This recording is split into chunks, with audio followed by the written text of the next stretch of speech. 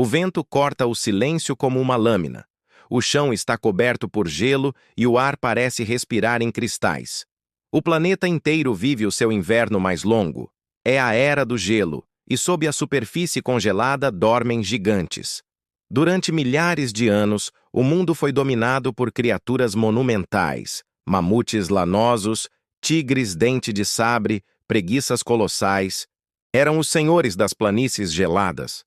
Suas pegadas marcavam o gelo como cicatrizes do tempo, e os seus rugidos ecoavam por vales que hoje estão em silêncio. Mas como era realmente a vida num planeta coberto por gelo?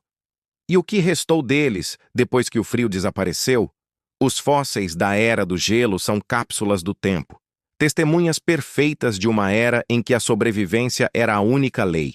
Em cavernas, pântanos e blocos de gelo eterno, estes corpos foram preservados como se o tempo tivesse parado no instante da morte. Ao contrário dos ossos fossilizados de dinossauros, aqui o que se encontra é carne, pele, pelos e até sangue. É o passado em estado natural. Imagine isto. No norte da Sibéria, escavadores caminham sobre o permafrost, um solo congelado há dezenas de milhares de anos. Um golpe de picareta é suficiente para libertar algo que o planeta manteve escondido desde o tempo dos mamutes. Às vezes, um osso. Outras vezes, um corpo inteiro. Foi o que aconteceu em 2013, quando uma equipa de investigadores russos encontrou um mamute quase completo, com músculos e sangue líquido, conservado como se tivesse morrido ontem. O corpo foi apelidado de Yucca, e as suas veias ainda guardavam o pigmento vermelho da vida. Nesse momento, os cientistas perceberam que estavam diante de algo mais do que uma descoberta arqueológica. Era uma conexão direta com a pré-história. Um olhar literal dentro da carne do tempo. Mas a Era do Gelo não foi apenas o lar dos mamutes. Foi também o reino de predadores mortais, como o lendário Smilodon fatalis, o tigre dente de sabre. Com presas de mais de 20 centímetros, ele caçava em bandos, derrubando presas muito maiores que ele. Cada osso encontrado revela uma luta, uma caçada, uma ferida congelada no tempo. Nos famosos poços de Alcatrão de La Brea, na Califórnia, o asfalto preservou milhares de esqueletos dessas criaturas. Um cemitério natural, onde o cheiro do petróleo enganava os animais, fazendo-os afundar lentamente como em areia movediça. Ali, sob o calor e o betume, o tempo criou uma biblioteca de ossos.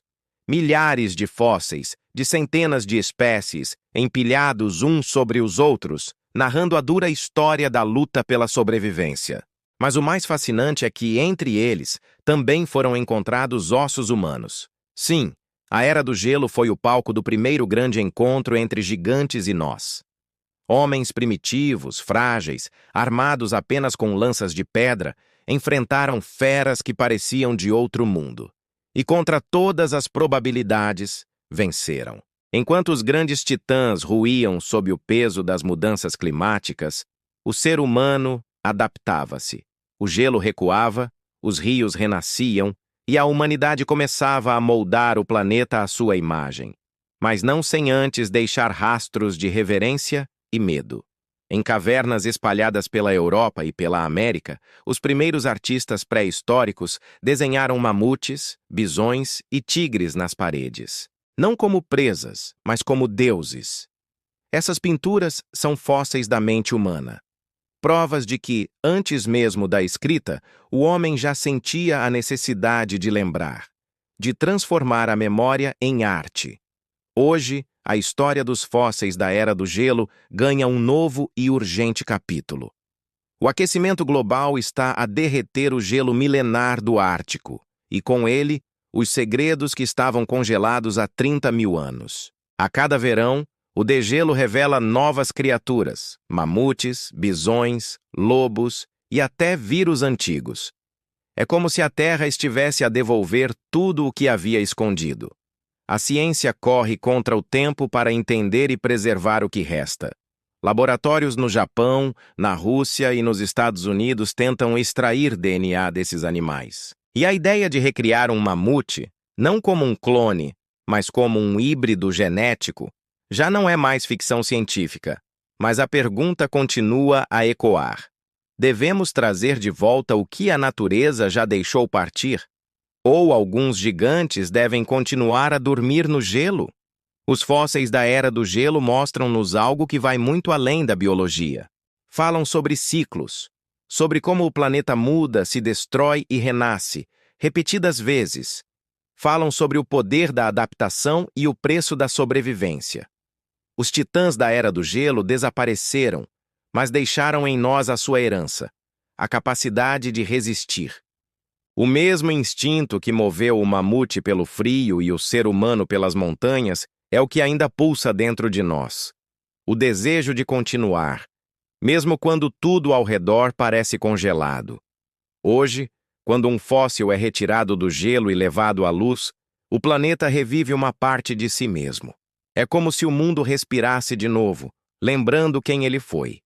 O frio passa, o gelo derrete, mas as histórias permanecem. Os ossos que mudaram a história não são apenas relíquias, são espelhos. Eles refletem o que fomos, o que somos e o que ainda poderemos ser. Gigantes caminharam sob o gelo e, de certa forma, continuam a caminhar dentro de nós. Obrigado por ter assistido. Se gostou desta viagem ao passado, não se esqueça de deixar o seu gosto, partilhar e subscrever o canal para mais histórias incríveis. No próximo episódio de Gigantes Esquecidos, a Terra antes da História, Revelações do Subsolo. O planeta era um campo de fogo e mares escuros. E nas profundezas desse caos, surgiram as primeiras formas de vida. Antes dos dinossauros. Antes da história. Não perca!